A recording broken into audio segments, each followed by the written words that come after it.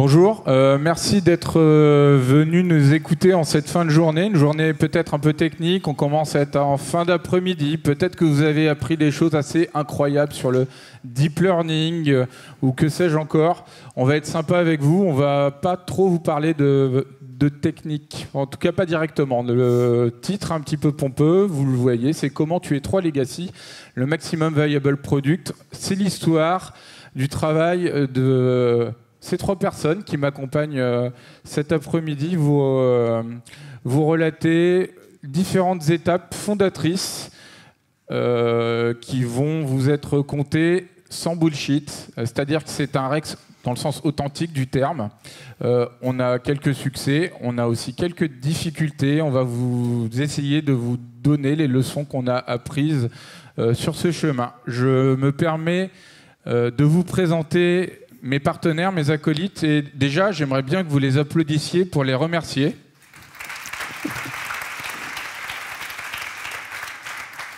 Pourquoi faut-il les remercier? Alors déjà, il est peut-être naturel pour vous d'envisager qu'ils ont un petit peu le trac. Ce n'est pas notre métier de speaker, c'est un peu un hobby. Dans le cas qui nous intéresse, c'est un hobby qu'ils ont fait en plus de leur travail qui est intense. Et vous allez, je pense, comprendre pourquoi. Je vous présente Julien Michaud, Product Manager chez nos amis et nos collègues de TIGA, qui travaille sur DRSA comme Digital Roadside Assistance depuis janvier 2017.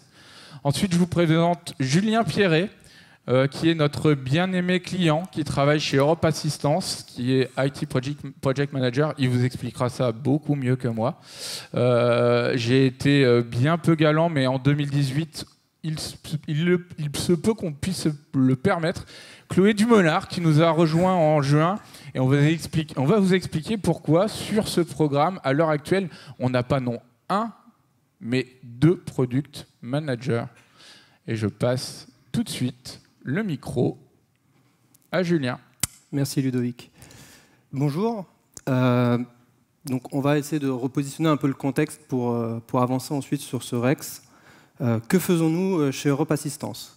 Europe Assistance, c'est un assisteur qui est présent dans plus de 200 pays, qui a environ 300 millions de clients et qui va réaliser à peu près 10 millions d'interventions mondialement, aussi bien pour porter assistance aux biens qu'aux personnes. Donc ça peut être dans le secteur du médical, ça peut être dans le voyage, ou bien l'assistance routière.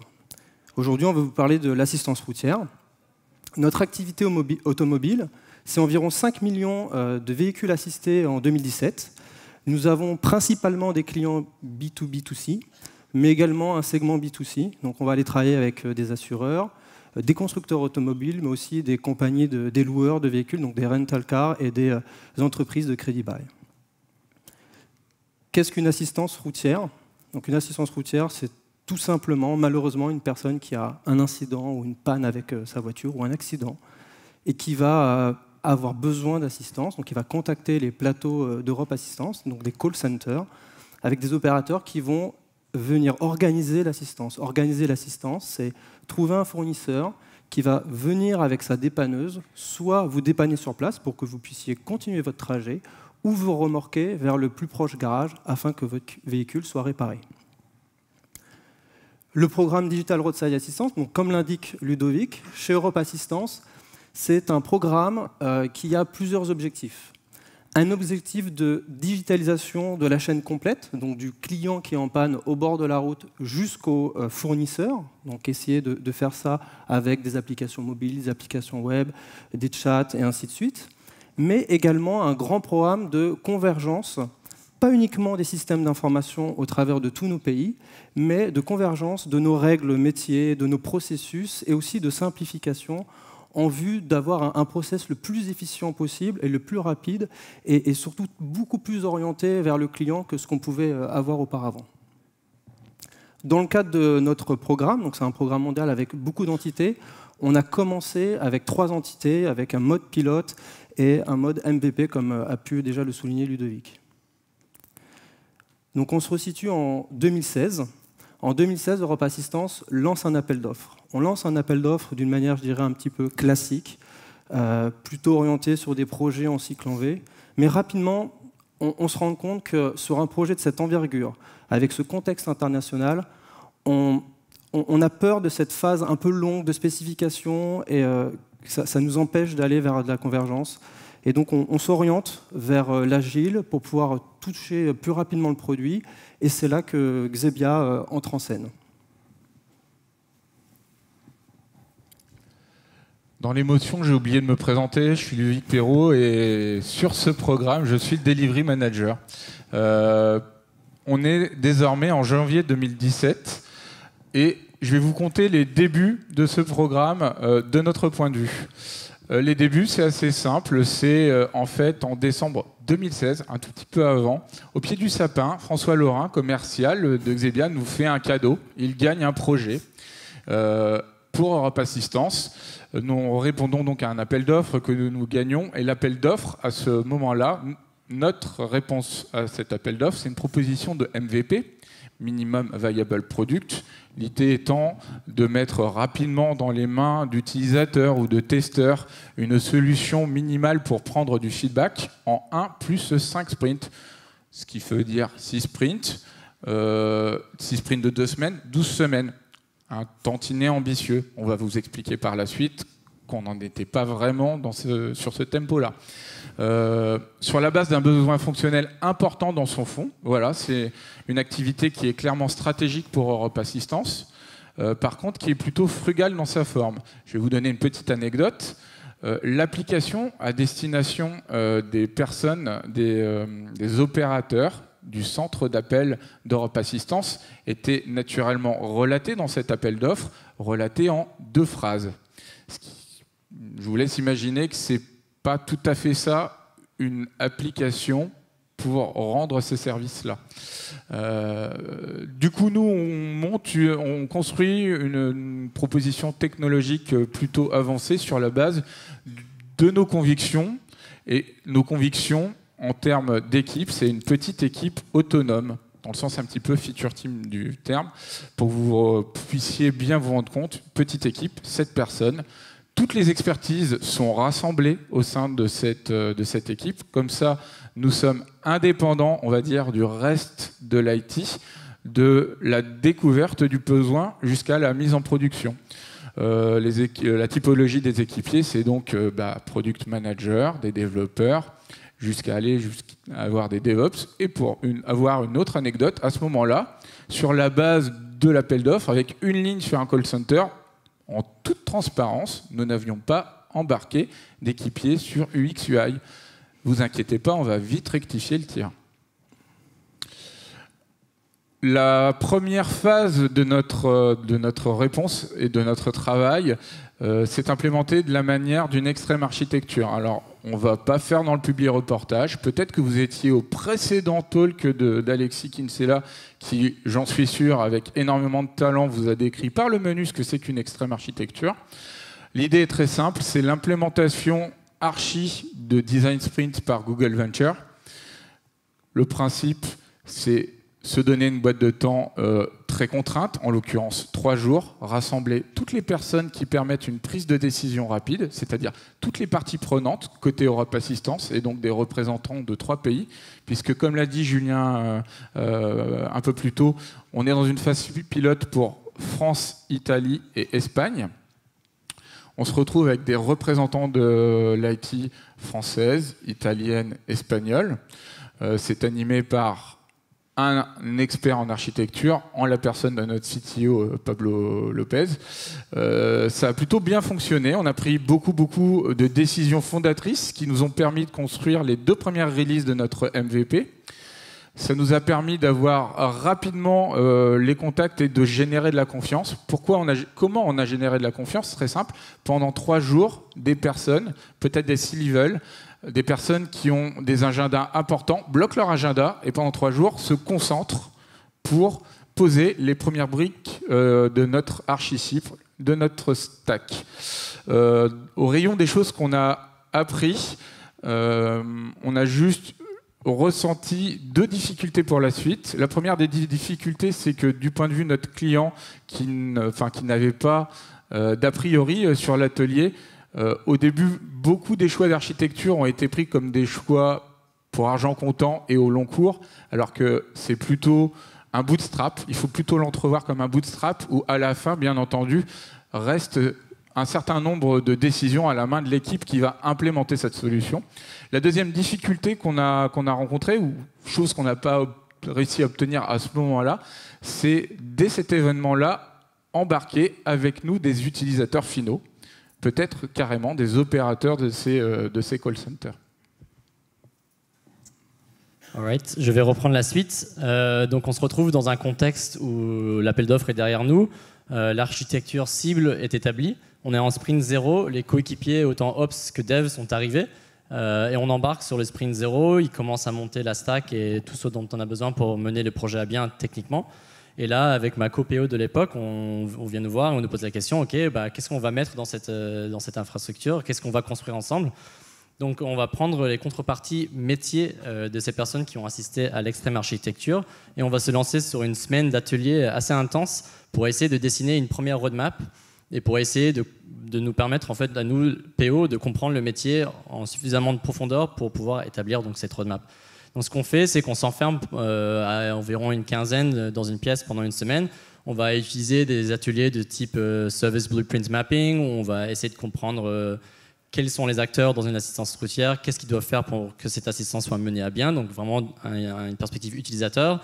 On va faire surtout un story mapping, ce qui nous permet de comprendre les étapes principales et les étapes clés du parcours utilisateur. Donc là, on se focalise sur notre utilisateur qui est notre opérateur qui travaille en centre d'appel et qui va utiliser notre plateforme. Donc là, on a nos métiers de la France, de l'Italie et de l'Espagne dans la pièce avec nous. On va construire ce story mapping afin d'essayer d'établir le périmètre fonctionnel du MVP. Donc, une fois que tout est posé sur le board, on commence à faire la priorisation. Déjà, on s'aperçoit qu'on a quand même beaucoup de tickets qui sont sur le board. On commence à faire la priorisation et émerge V1, V2, V3, V4, 4 versions consécutives qui permettent, dès la première version, en fait, de réaliser un parcours utilisateur end-to-end, donc de traiter le cas le plus simple dans l'assistance routière, c'est-à-dire une panne de batterie. Qui représente quand même une partie assez importante des cas. On se lève le matin, on essaie d'allumer sa voiture, il fait froid dehors, on n'a plus de batterie. Suite à cet atelier, on commence à avoir 1 ou peut-être 2 sprints derrière nous. On commence à établir avec l'équipe de développeurs une vélocité, un peu un cadre sur l'estimation de complexité des stories. Et ce qu'on va faire ensuite, c'est des ateliers de Magic Estimation. Donc là, le principe, c'est on va prendre la backlog qui à ce moment-là constituée de presque 300 stories, si je me souviens bien, et essayer de l'estimer en une après-midi. Plutôt 200. 200 stories. Environ 192. Ok, 192 stories, et essayer de les estimer, de faire estimer à l'équipe. Donc là, l'enjeu, il est évidemment bien différent que dans un sprint planning classique. Déjà, on sait exactement ce qu'on va faire au moment du sprint planning. Normalement, c'est un moment de discussion, mais on a quand même les idées claires. Là, on part de 192 tickets, dont des choses qui vont être développées plus ou moins 1 an après. Donc on peut se dire qu'on a peu de précision, mais bon, on s'y acharne quand même parce qu'on a pour l'objectif de donner un ordre de délai au moins à notre cher client.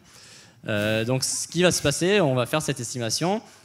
Cette slide en fait est issue de la présentation de la roadmap qu'on a faite pour de vrai chez Europe Assistance dans sa première forme. Donc j'ai enlevé un peu des détails, mais on voit du coup on passe sur une première livraison en juillet 2017. Pour vous resituer, on est à ce moment-là en février 2017. Donc on se voit que le MVP frugal dans sa forme tel qu'il a été décrit de 6 sprints, c'est peut-être assez différent de la réalité qu'on va vivre sur le projet. Et on voit du coup qu'on a plus ou moins 1 an de backlog devant nous selon cette première estimation. Alors ce qui a bien marché, je pense, c'est le story mapping qui nous a donné énormément de profondeur fonctionnelle rapidement avec nos interlocuteurs. Et on a pu surtout se concentrer sur les 2 premières versions qu'on a décrites ici. Donc c'était des enjeux fonctionnels qui étaient connus, c'était des parcours utilisateurs qui nous semblaient simples, faciles à réaliser, et le scope fonctionnel de ces features était très bien défini. Ça a été par la suite 2 versions qui se sont plutôt bien passées. Ce que je ne referai plus à refaire cet exercice dans ce style de contexte, c'est trop m'engager, pas seulement sur la date, mais aussi sur le contenu des versions trop lointaines. On est tombé un peu dans ce piège-là, et on est aussi tombé dans le piège de repousser beaucoup de la complexité dans les versions ultérieures. Donc attention aux prédictions long terme sur ce genre d'exercice de roadmapping sur un projet conséquent où on parle de plus d'1 an de développement pour une équipe qui va quand même vite et qui fait très bien son travail. Du coup, on a cette roadmap, on a notre planning. Très rapidement, on est confronté au problème. Ok, on a 4 développeurs, on a un UX/UI qui est là pour nous assister aussi, et on a notre Ops. Donc on a nos environnements et tout ça super rapidement. Et maintenant, il faut alimenter cette équipe. Donc j'emprunte pour cette slide le double diamant issu du design thinking, où on passe par les 4 phases pour définir des solutions à des problèmes que rencontrent nos utilisateurs. Donc la première phase exploratrice, on va aller sur le terrain, notamment dans les plateaux opérationnels, sur les centres d'appel, en Espagne, en Italie et en France. Et on va parler aux opérateurs, on va regarder ce qu'ils font. Donc ce qui est assez chouette ici, c'est qu'on a des utilisateurs captifs parce qu'ils travaillent pour Europe Assistance. On peut aller s'asseoir derrière eux pendant une semaine, pendant une heure plutôt, une semaine simplement, et regarder ce qu'ils font, regarder comment ils travaillent et leur parler après de ce qu'ils font. Et ils sont très friands du partage, et nous raconter un peu leur boulot et ce qu'ils font. Donc la phase exploratoire se passe avec ces personnes-là, ainsi que les métiers identifiés sur le projet. La phase define, on va surtout s'asseoir avec les stakeholders à un niveau un peu plus haut. Donc c'est des personnes qui vont être les gestionnaires de ces plateformes opérationnelles ou des personnes chez Europe Assistance qui ont une connaissance métier, qui sont là depuis 20 ans, qui ont commencé à opérateur et qui sont maintenant un peu dans le management et dans le côté un peu plus business, pour définir un peu les ébauches de user story et quels sont les problèmes et quels sont les features dont on va avoir besoin pour cette première version. Et après, on part sur une phase d'idéation, et surtout là, malheureusement, en interne, on va essayer de trouver des solutions aux problèmes. Donc là, on parle vraiment d'une brique, on n'a rien du tout. On a des problématiques qui sont assez larges. Comment connaître la localisation de la personne qui tombe en panne, comment choisir le bon fournisseur, comment gérer un appel rentrant, et qu'est-ce qu'on affiche à l'opérateur téléphonique sur son écran au moment de l'appel. Donc on a quand même des grosses features qu'on va devoir définir et construire très rapidement, en tout cas une première version, afin de pouvoir avancer. Et là, on fait un peu l'erreur de peut-être se faire ça trop en interne, parce qu'on n'a pas malheureusement la capacité de solliciter trop les opérateurs. C'est des personnes qui ont un rôle de production chez Europe Assistance, c'est eux qui créent la valeur vraiment de l'entreprise en partie. Et on ne peut pas se permettre de prendre tout leur temps pour leur faire des ateliers et coller des post-it. Donc on fait ça un peu trop peut-être en interne, et ça va peut-être causer des problèmes par la suite. Et après notre phase d'expérimentation, vu qu'on est au tout début du projet et qu'on est capable, les développeurs surtout sont capables de livrer de la feature très rapidement, on va plutôt partir sur des livraisons du B à bas, du minimum de chaque feature, et ensuite mettre ça dans les mains des utilisateurs dans nos environnements du AT pour faire du test. On n'est pas trop dépendant de prototyping, etc. à ce moment-là du projet. Donc 10 sprints plus tard, la V1 est livrée, on est sur la bonne voie, on était pile dans les clous au moment de notre Magic Estimation sur cette première version. Ici, on est vraiment, on prend le guidebook Agile et Scrum by the Book, et on se dit les démos c'est un moment de partage, c'est un moment qui est ouvert, tout le monde est invité, on fait ça dans la salle du conseil, il y a peut-être une 60aine de personnes, dont des personnes du COMEX, etc. qui assistent. Donc c'est un moment plutôt valorisant pour toute l'équipe qui a l'opportunité de présenter son travail. Et tout le monde en ressort avec l'impression qu'on est sur la bonne voie, ça a l'air bien parti. En juillet 2017, du coup, 10 semaines plus tard, on embarque sur notre V2, où on ajoute de la complexité fonctionnelle et on vise à étendre les use cases qu'on va traiter dans notre application. On met en place du coup un rythme d'un côté de design et d'un côté de développement. Donc le rythme de développement un peu classique pour ceux qui ont déjà travaillé en Scrum. On va commencer un lundi matin avec un sprint planning, et 15 jours plus tard, le vendredi après-midi, les coéquipiers vont faire une démonstration du travail qui a été effectué pendant les 2 semaines. En parallèle, on a aussi un cycle de design, donc on a des ateliers de besoins et après des ateliers de solutions qui sont calés d'une manière très régulière. Je pense que là, ce rythme, il est très important, et cet aspect rythmique est très important, parce que comme l'a dit Ludovic tout à l'heure, c'est des personnes qui sont extrêmement sollicitées, que ce soit du côté IT ou du côté métier. En fait, nos interlocuteurs, c'est des personnes qui vont recenser toute la connaissance technique et fonctionnelle et opérationnelle sur ce métier qui est très important chez Europe Assistance. Donc le rythme, il est extrêmement utile pour nous parce qu'il permet de caler des points réguliers dans les agendas de personnes qui sont importantes pour nous. Donc là, on est un peu bercé par le rythme, on continue d'avancer et on va commencer à commettre quelques erreurs. Premièrement, on passe de 2 PO à 1 PO. Je ne sais pas si c'était forcément une erreur à ce moment donné, mais aussi on va agrandir légèrement l'équipe de développeurs. Donc on va passer, si je ne me trompe pas, de 4 à 6 développeurs à ce moment-là. Et évidemment, la cadence accélère. On est encore sur un projet assez jeune, avec une codebase assez petite. La livraison de nouvelles features va extrêmement rapidement et je suis très sollicité par l'équipe. Je passe beaucoup de temps avec eux, j'ai peut-être moins de temps à passer avec les stakeholders et les métiers qui sont en face de nous. Ils ont du coup un peu l'impression de s'éloigner du développement et de la qualification, de la création de la solution qui va être la leur. Donc c'est une première erreur commise.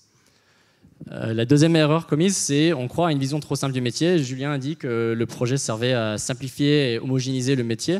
Mais encore une fois, le nez dans le guidon, on pense qu'on va réussir trop facilement. Ce dont on ne se rend pas compte peut-être, c'est l'assistance, c'est compliqué parce que c'est des gens qui sont dans le monde physique, qui tombent en panne sur le bord de la route, avec des enfants, des chiens, des bagages loin, à des endroits où on ne peut pas les retrouver. Et il peut se passer plein de choses, c'est pas dans un monde où on a des ordinateurs qui parlent avec d'autres ordinateurs par web service, où tout est propre, plus ou moins. Là, il y a vraiment des choses qui peuvent se passer dans la vraie vie. Et du coup, c'est jamais si simple que ça. Et tout est un peu plus compliqué que prévu. Et aussi, on va repousser les décisions difficiles qui ont un impact important sur le métier. Encore une fois, on a le nez dans le guidon, on est focusé sur le delivery et on va se dire que dès qu'il y a quelque chose qui semble un peu nébuleux, un peu compliqué ou un peu galère, on va le repousser à des versions ultérieures du développement afin d'aller vite et de continuer. Ici, du coup, c'est pas une faute de frappe, on a fait la V1, la V2 et après on fait la V0. Donc il y a un retravail qui se fait sur la roadmap. Comme je disais avant, la V3 et la V4 étaient mal scopées, elles étaient trop grandes. Et du coup, on repart sur une V0 qui va être notre MVP en fait. Donc avant V1, V2, V3 plus V4 égale MVP. Maintenant V0 égale MVP. Donc c'est aussi, je pense, juste symboliquement un peu un pas en arrière au moment où le projet commence à rencontrer quelques difficultés. Afin de résoudre ces difficultés, on se réunit à Paris dans des pièces de meeting qu'on réserve à 60 quasiment. Donc il y a des personnes qui viennent d'Europe Assistance Italie, France, mais aussi le Brésil, le Portugal et plein d'autres pays qui vont être onboardés dans le projet par la suite pour essayer de résoudre les problèmes auxquels on est face. Premièrement, et je pense que le problème peut-être à la racine du déclenchement de ces ateliers, c'est un conflit entre deux visions de qu'est-ce qu'est l'IT aujourd'hui.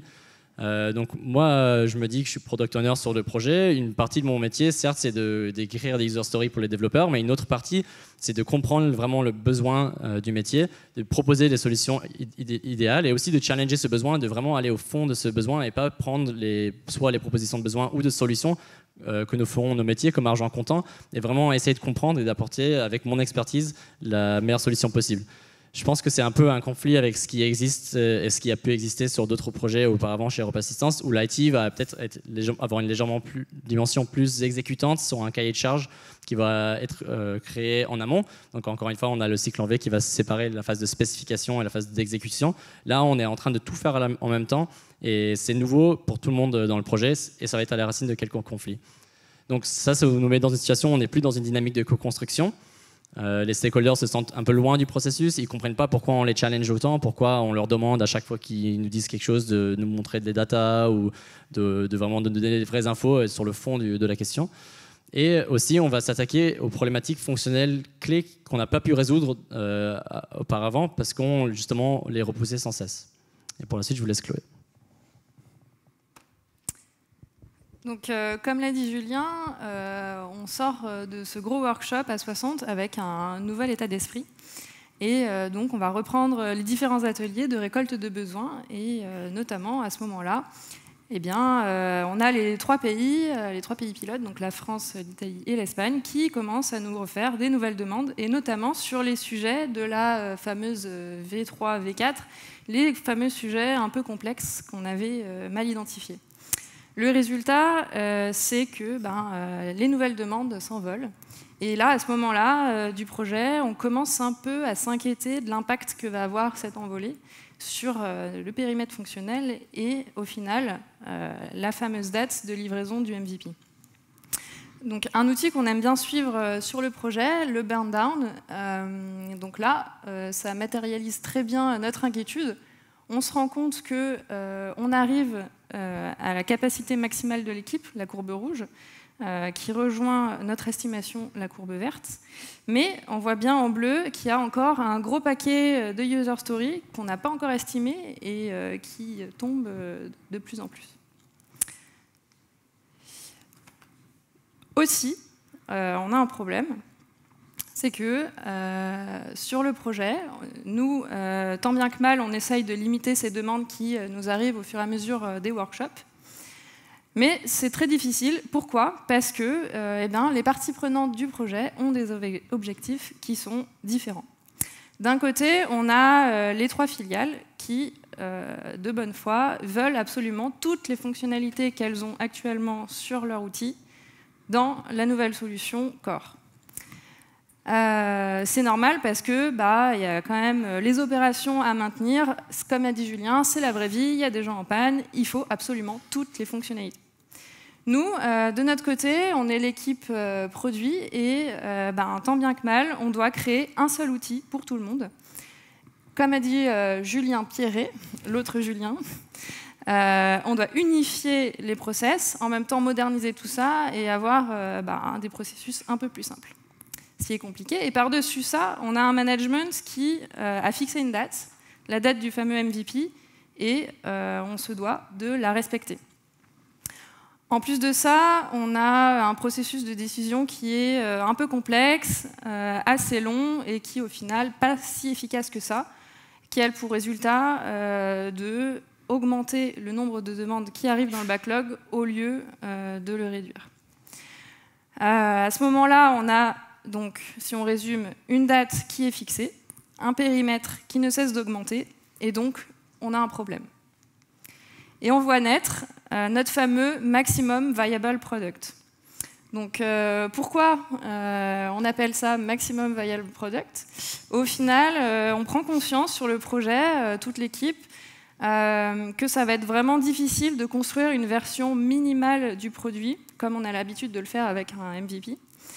Parce qu'on ne repart pas d'une page blanche, on doit construire un outil sur la base de 3 outils existants, avec 20 ans de développement.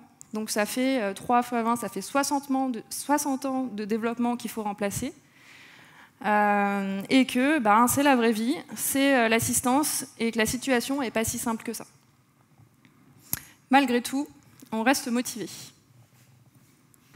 On n'a pas peur, en marche vers la prod.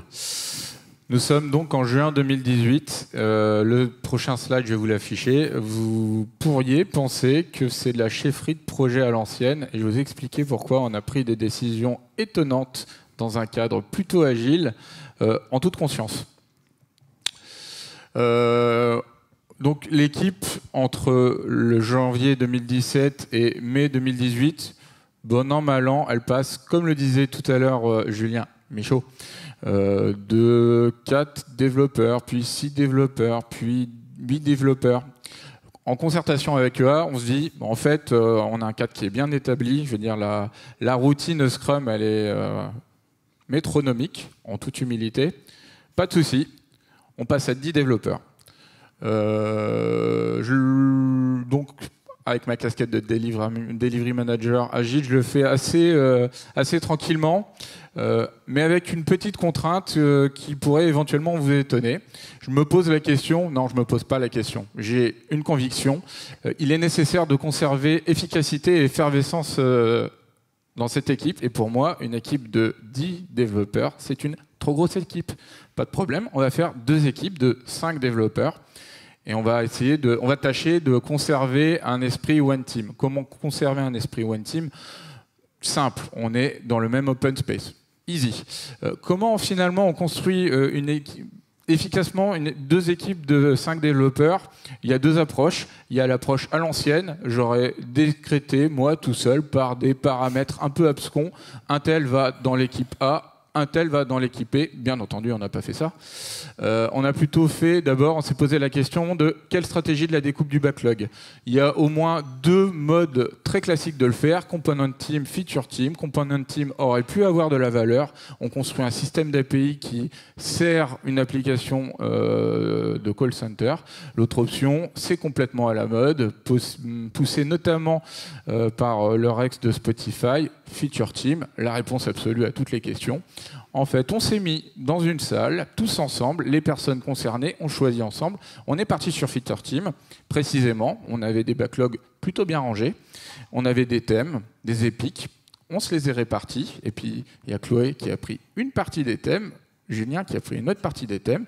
Et ensuite, très concrètement, il y avait des noms d'équipiers sur des post-it. Et chaque équipier a choisi dans quelle équipe il voulait aller. Ça peut paraître tout con comme ça, mais ça s'appelle, je crois, la motivation intrinsèque.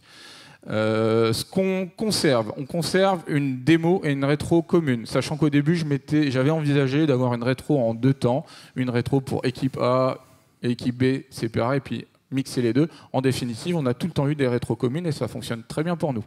Je ne dis pas que c'est la vérité absolue, hein, c'est juste un Rex. Par contre, ce qu'on a gagné, le choix qu'on a fait sciemment, c'est on a splitté les sprint planning et les daily stand-up parce que à 12 personnes sur le même board, c'est difficile d'être efficace et puis c'est naturel. On ne peut plus être au courant de tous les sujets et il faut l'accepter. On fait des choix dans la vie. Une autre anecdote, et vous allez comprendre que récemment, on a été dans une situation un peu difficile que vont vous relater mes collègues. Je ne vais pas vous bassiner avec des KPI, on en suit quelques-unes. Déjà, on a eu quelques rotations, c'est la vie des projets, on a dû y faire face. Le coût des rotations a été important, non pas sur la vélicité, mais plutôt sur la perte d'expertise métier au sein de la team tech. On l'a payé, il faut se le dire. Les métriques agiles classiques sont propres à une équipe. Je pense que j'enfonce une porte ouverte dans cette salle. Si ce n'est pas le cas, venez me voir après, on en discutera. Et surtout, l'indicateur le plus pertinent et qui nous a mis le plus en alerte, c'est que sur 3 et 4 dernières rétrospectives, les notes de satisfaction étaient en chute libre. Houston, ça puait, il y avait un vrai bad smell. Moi, ce qui m'intéresse dans l'agilité, on ne fait pas de l'agilité pour faire de l'agilité, vous avez déjà entendu cette phrase, l'agilité doit être le moyen de mettre un cadre protecteur pour que le craftsmanship ait lieu. Et on s'est aperçu qu'on commençait à être en grosse difficulté sur le craftsmanship. Donc, comme l'a dit Ludo, gros changement, on passe à une plus grande équipe avec 10 développeurs, 2 feature teams. Et malgré tout, la prod approche. Le problème qu'on a eu ici, c'est plus de développeurs, on commence à dépiler très très vite les fonctionnalités et les user stories, un peu au détriment des stories techniques, qu'on a malheureusement mis de côté parce qu'on voyait la date arriver et on avait notre backlog énorme à dépiler. Donc ça, c'est l'erreur qu'on a faite. Et au final, en sortant de la démo et de la rétro du sprint 43, toute l'équipe se pose et on prend conscience qu'on est allé beaucoup trop vite, qu'on avait fait des erreurs et qu'on ne pouvait vraiment pas se permettre de livrer en prod en l'état. Donc là, on prend la lourde décision d'arrêter tout. On arrête le développement fonctionnel et on va prendre 2 sprints entiers uniquement à faire des tâches de fond technique et de la stabilisation de l'appli. Donc nous, on est tous contents. On en parle quand même au management et à nos clients. Là, on a eu un bon retour, c'est que le management a été assez compréhensif et a bien surtout compris l'intérêt de garder la confiance des pays qui commencent un peu à se poser des questions sur qu'est-ce qu'on va livrer pour le MPP. Donc en parlant des pays, on sent vraiment progressivement un peu de résistance à l'idée de sortir une application qui n'est pas finie, entre guillemets, donc sans toutes les grosses fonctionnalités qu'ils utilisent aujourd'hui. Nous, côté équipe produit, on a vraiment besoin de mettre en prod, de confronter le produit auprès des utilisateurs finaux, qui sont au final les opérateurs sur les plateaux. Donc pour ça, ce qu'on va faire, parce que ça va se dérouler dans les prochaines semaines, c'est qu'on met en place un bêta testing. On stabilise l'application, on met en prod avec les fonctionnalités qui sont présentes à ce moment-là. Et voilà, on va tester. Donc des opérateurs vont utiliser l'outil en prod, vont répondre au téléphone à des vrais gens. Et on fait ça sur un petit volume de contrats pour pas vraiment monopoliser tout le plateau d'assistance.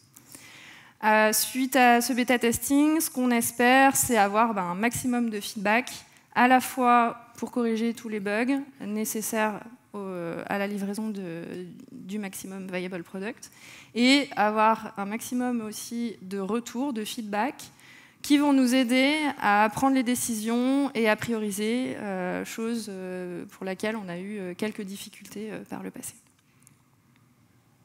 Merci Chloé. Donc et maintenant, comme vous l'avez compris, on a notre phase de bêta testing qui va arriver dans les semaines qui viennent. Mais surtout, on se projette déjà vers l'avenir parce qu'on a eu des difficultés dans le passé et on va avoir aussi dans l'avenir des défis qu'on va devoir surmonter, à la fois côté équipe produit, donc couvrir l'intégralité du périmètre. On a commencé avec un périmètre B2B2C assez simple qui sont les assureurs. Les autres segments du marché sont un peu plus complexes parce que beaucoup plus demandeurs de spécifiques.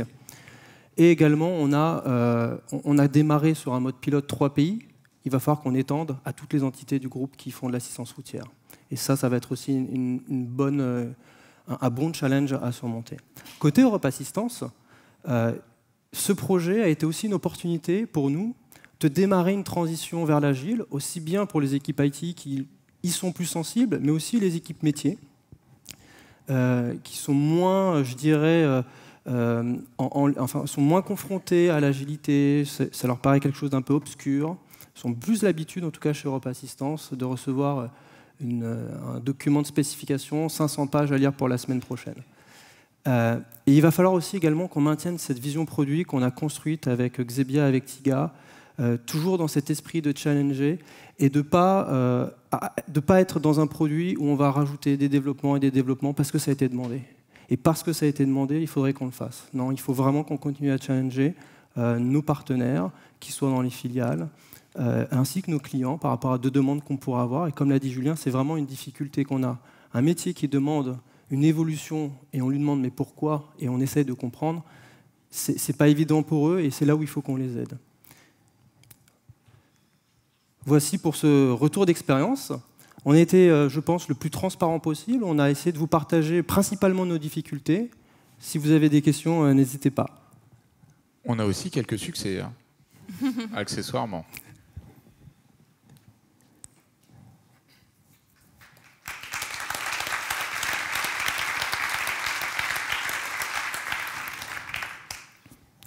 Bonjour, Mehdi Soa, DSI Louvretel Group. Vous m'avez un peu stressé parce que c'est un peu l'histoire de ma vie en ce moment. Et le film vient de s'arrêter avant de voir la fin. Donc, comment est-ce qu'aujourd'hui vous êtes confiant de la suite du projet et pourquoi et comment vous arrivez à cette confiance? Et l'autre question, c'est comment vous avez arrêté de remplir votre backlog avec des demandes qui arrivent au quotidien? Merci. Je vais commencer par la seconde question. On n'a pas arrêté. On n'a pas arrêté.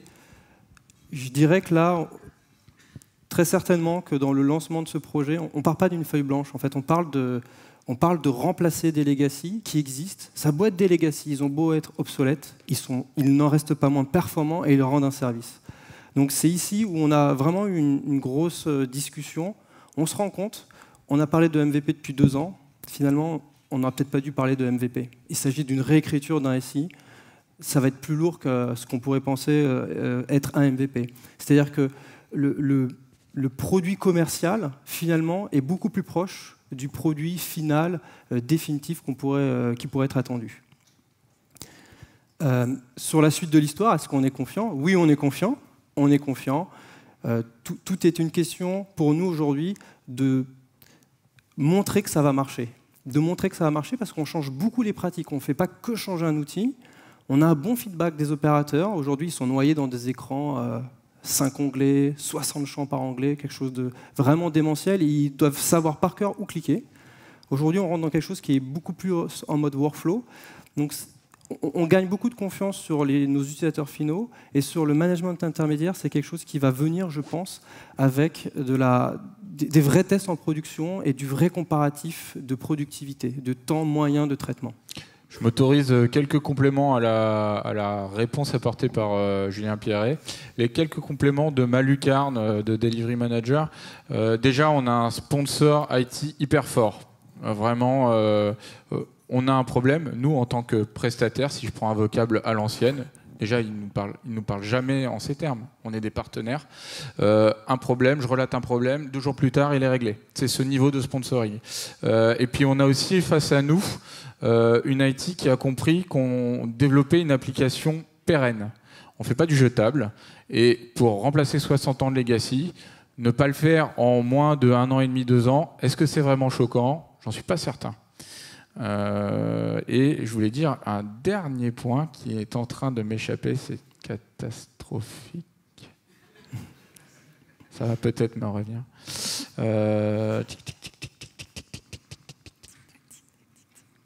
Oui, puis nous, notre intérêt, c'est de construire le bon produit. Et on a quand même, là on l'a pas dit parce que ça aurait été trop long et on ne tiendrait pas en 45 minutes. Hein. On a déjà fait quelques autres actions complémentaires. Typiquement, en juin, on a fait ce qui a été appelé au sein d'Europe Assistance un dry run. En gros, l'objectif, c'était le suivant. On tient la chaîne de bout en bout, comme je l'ai expliqué, et notamment DevOps. En fait, désormais, ce n'est que de l'appui fonctionnel. La mise en production, je pense que ce sera un non-événement. Le Stop the Line qu'on a fait est extrêmement récent. Il date d'il y a 3-4 semaines. C'est une décision forte, mais je pense que c'est une bonne décision. Et on a été appuyé en ce sens, notamment par la ligne produit, en tout cas le métier d'Europe Assistance, qui a très bien compris que ce ne serait pas forcément une bonne idée, politiquement, de mettre dans les mains de leur filiale quelque chose dont on n'est pas complètement serein. Donc ça, c'est imminent. Quand je dis imminent, c'est une question de jours. Et un dernier point, c'est que sur notre mécanique d'ajout fonctionnel, et ce sera aussi un accompagnement qui continuera vis-à-vis d'une autre manière de délivrer de l'IT chez Europe Assistance, les filiales, elles se rendent, à mon avis, pas encore complètement compte que toutes les 2 semaines, on va ajouter de la feature, mais tout le temps.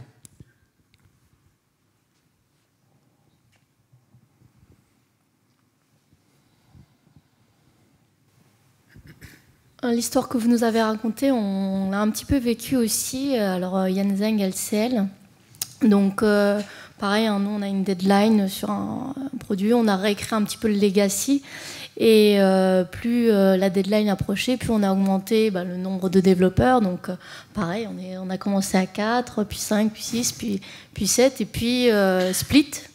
Alors, sur des features différentes. Par contre, les features avaient des liens forts. Et alors nous, on est tombé dans le panneau, c'est-à-dire qu'il y a des choses qui ont été traitées d'un côté et qui auraient dû plutôt être traitées de l'autre côté.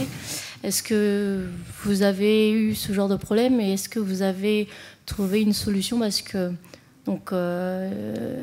nous, la solution, c'est qu'on a regroupé les équipes, mais parce que le nombre de développeurs aussi a commencé à diminuer parce que on a réussi à rattraper le retard et puis aussi on a réussi à reculer la deadline. Mais je sens qu'on va avoir ce cycle-là assez souvent puisque là on commence un deuxième projet et on a aussi une deadline et plus la deadline approche, plus on va vouloir de nouveau refaire ce système. Donc si vous avez des tips, on est preneur. Ok, donc ça me rassure de savoir qu'on n'est pas tout seul. Ça fait déjà 2 personnes qui vivent la même chose que nous, c'est plutôt rassurant. On a fait exactement la même erreur de ce que tu viens de décrire. En fait, à l'approche de cette bêta, il y avait encore un gros pan fonctionnel de notre application sur lequel on n'avait jamais travaillé. Parce que dans la roadmap que j'ai présentée au début du talk, on s'était dit que c'était la version 4, c'est ce qu'on allait faire à la toute fin. Du coup, on développe une grosse partie de l'application et on commence ces ateliers fonctionnels pour cette partie-là de l'application assez tard, et on commence que à découvrir cette partie-là de l'application et ce qu'on va y faire assez tard. Et ça nous a causé problème parce que même en fait, une fois qu'on a splitté les équipes, on s'est quand même retrouvé avec tous les équipiers qui travaillaient sur la même chose parce que c'était les dernières choses qu'il fallait finir. Et pour pallier à ça, et peut-être aussi, je pense à ce que tu as pu vivre un peu, si je comprends bien, ce que je conseillerais, c'est de vraiment s'assurer que oui, dans notre première version, on assure un parcours utilisateur end-to-end, mais en fait, aussi s'assurer qu'on balaye un maximum de features le plus rapidement possible. Donc nous, concrètement, par exemple, si on prend un exemple de feature, pouvoir envoyer un email depuis l'application, ça, on aurait dû faire une toute première version, même ultra simple, même si c'était un peu dégueulasse, au tout début du projet. Et en fait, on a attendu sur quelques grosses features comme ça, gérer les mails dans l'application, c'est énorme. à la toute fin, et on s'est retrouvé à travailler dessus à plein de personnes en même temps. Donc je pense que ce qu'il faut faire, c'est il ne faut pas essayer d'aller au fond fonctionnellement de tous les sujets dès qu'on en parle, et il faut essayer de quand même balayer beaucoup de choses et commencer les développements sur toutes les features le plus rapidement possible. Je ne sais pas si ça t'apporte des éléments de réponse ou pas.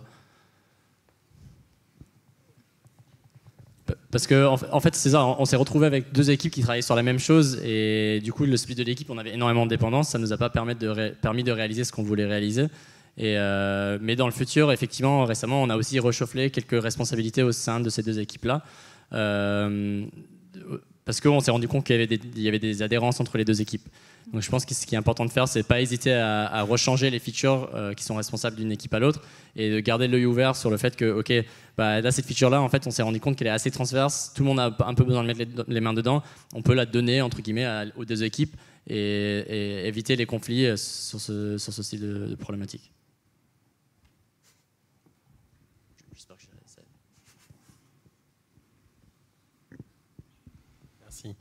Donc 4e témoignage, on a la même vie.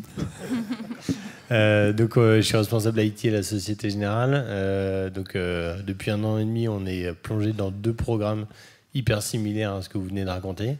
Le premier qui est une refonte à ISO, fonctionnalité d'un legacy, et avec un unique sponsor fort. Et là, ça a cartonné, on termine en avril. On a fait une exécution quasiment à full Bangalore, ce qui était une petite complexité supplémentaire. Et ça marche hyper bien. En revanche, le deuxième est un peu plus compliqué parce qu'il est multi-sponsor. La vision produit n'était pas très claire. Et honnêtement, on a mis 1 an à démarrer correctement. Sur un projet à 2 ans et demi, c'est un peu embêtant. Donc ma question, c'est ça, donc sponsoring IT force, c'est bien, c'est top, c'est déjà beaucoup. Comment vous avez géré, vu ce que vous nous racontez, le sponsoring métier, et comment le métier, au bout de 6 mois, n'a pas dit vous êtes gentil avec vos nouvelles méthodes, mais je crois qu'il serait temps d'arrêter de gâcher de l'argent. Ouais, je vais prendre. Avec le sponsoring métier, notre difficulté finalement, c'est qu'on va être au contact de personnes qui ne sont pas physiquement avec nous, qui ne sont pas dédiées au projet et qui peut-être sont dans un état d'esprit complètement différent. On est dans un état d'esprit, il faut qu'on avance, il faut qu'on simplifie, il faut qu'on pense à demain et pas à recopier hier.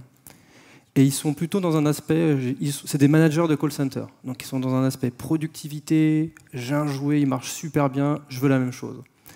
Déjà là, je pense qu'on a un peu, je dirais pas échoué, mais mis du temps à essayer de faire changer les mentalités. C'est en cours, c'est un peu long, c'est normal, on parle avec des gens dont on prend le bébé, donc leurs applications, ils étaient là il y a 20 ans quand ils ont créé, on prend le bébé et on leur dit on va changer.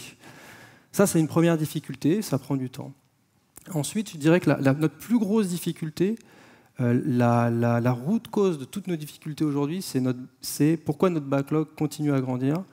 Parce qu'à un moment donné dans le projet, on n'a peut-être pas fait cet assessment global, parce qu'on parle de legacy. J'ai jamais vu de spécification de quelque legacy que ce soit, dans quelque entreprise que ce soit. C'est extrêmement rare. En tout cas, moi, j'en ai jamais vu. Et ça nous met finalement peut-être en difficulté dans le sens où si on n'a pas un scope large pour démarrer et après on taille, on se retrouve dans la pyramide inverse. On a un scope pas très large et plus on creuse, plus il y en a, plus on en trouve. Et ça, c'est quelque chose qu'on essaye de résoudre par des ateliers très précis. Donc on a fait un premier maillage très haut niveau dans lequel ensuite on traite sujet par sujet, on essaye d'aller le plus loin possible et surtout au lieu de venir à un meeting, on leur demande merci de nous expliquer quels sont vos prérequis, de quoi avez-vous besoin. On arrive avec une vision. On arrive avec une vision produit et quelque chose qu'on essaye de challenger avec nos partenaires. On vous remercie pour votre attention et vos questions.